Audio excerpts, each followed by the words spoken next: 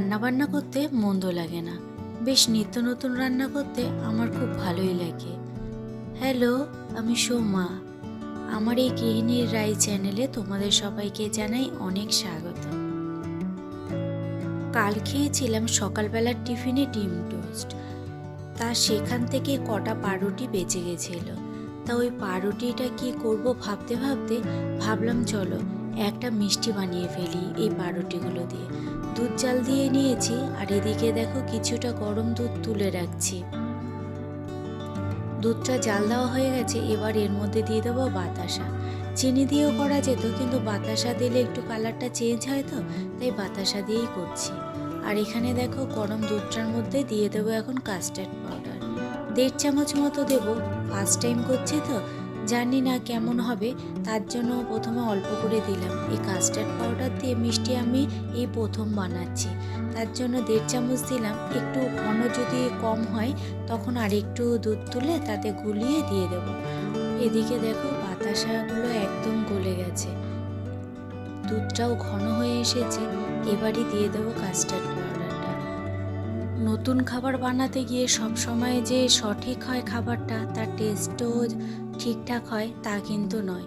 দেখো কাস্টার্ড পাউডারটা দিয়ে দিলাম আমি, এবারে নাড়তে থাকবো 2-3 মিনিট, তাহলেই দুধটা ঘন হয়ে যাবে। কোনো সময় দেখা যায় নতুন খাবার তৈরি করতে গিয়ে সেই খাবারটা খেতে খুব একটা ভালো হয় না, তবুও নতুন কিছু জিনিস আমার তৈরি করতে বেশ ভালো লাগে, তাই আজকে এই রেসিপিটা। দেখো দুধটা জাল দেওয়া কমপ্লিট আর ঘন হয়ে গেছে অনেকটা। এবার দুধটা অন্য জায়গায় রেখে গ্যাসটাও বন্ধ করে দিলাম। এই যে টুকরো করে কেটে রেখেছি পাউরুটিগুলো, এর মধ্যে পুরো দুধটা ঢেলে দিয়ে দেব।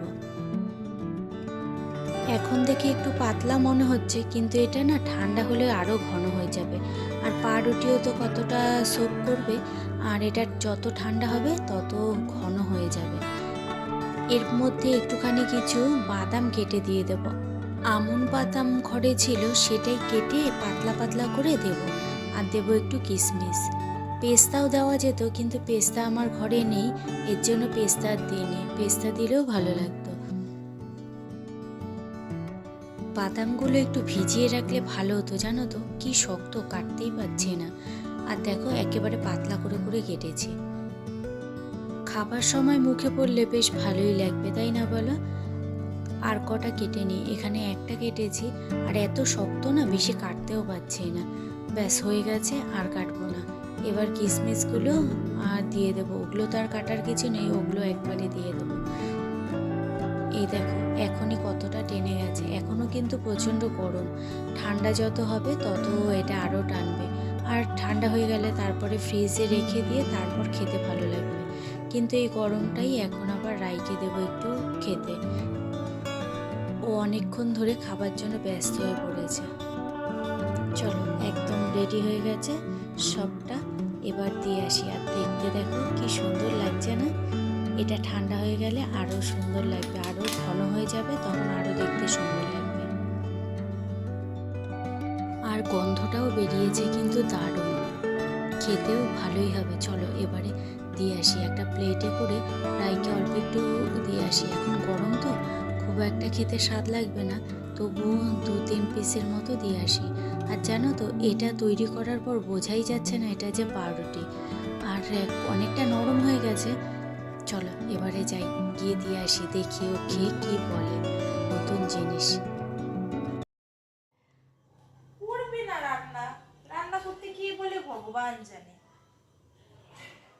এরা বোঝে না। বাবা দেখতে তো ভালোই হয়েছে, দাঁড়া একটু গিলে নি। হ্যাঁ দাঁড়া, প্রিয়াকে একটা ফটো তুলে পাঠাই। দেখেছো কাণ্ড? ব্লক মেরে দেবো কিন্তু এবারে। ফোন লাউডে দেওয়া। আমি ব্লক করেছি। থাক, এক সময় না এক সময় খুলবে তো মানা। এটার থেকেও সুন্দর বইটা বেশি লাগছে দেখতে, ওটা তুই পাঠিয়ে দিস তোর বন্ধুকে। দেখে নে, এটা এখন আমি টেস্ট করছি।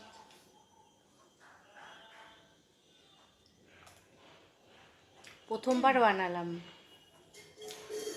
ভালো হয়েছে, এটা ঠান্ডা করে খেলে একটু ভালো লাগতো। কিন্তু তোর তো দেরি সহ্য হচ্ছে না, তার জন্যই তো দিলাম। এটা ফ্রিজে রাখলে আরও বেশি ভালো লাগবে খেতে। ভালো হয়েছে। টেস্ট হয়েছে? দুধের গন্ধ লাগছে, পুরো রসমালাই। হ্যাঁ, এটা যত বেশি সোপ করবে তত টেস্ট হবে।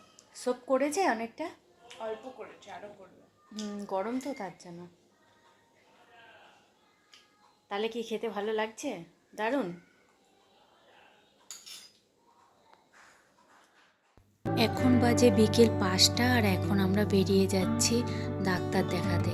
রায়ের মাথা যন্ত্রণা করছে, চোখ ভার হয়ে আছে, তার জন্য ভাবলাম ডাক্তারটা দেখিয়ে নিয়ে আসি। কদিন ধরেই মাথার যন্ত্রণা, চোখ ভার হয়ে রয়েছে, বুঝতে পারছিলাম না যে চোখের ডাক্তার দেখাবো কিনা। তারপরে ভাবলাম না, আমি যেই ডাক্তার দেখাই সেটাই আগে দেখিয়ে নিই। টিউশনি যেহেতু রায় পড়ায়, এর জন্য প্রতিদিন ছুটিও পায় না শনিবার রবিবার ছাড়া। তার জন্য আজ শনিবার, আজই বেরিয়ে পড়লাম। আজ প্রচণ্ড ভিড় হয় ডাক্তারখানায়, সেটা জানি, জেনেও আজই যেতে হচ্ছে। আর আমাদের এখান থেকে ডাক্তারখানাটা অনেকটাই দূর।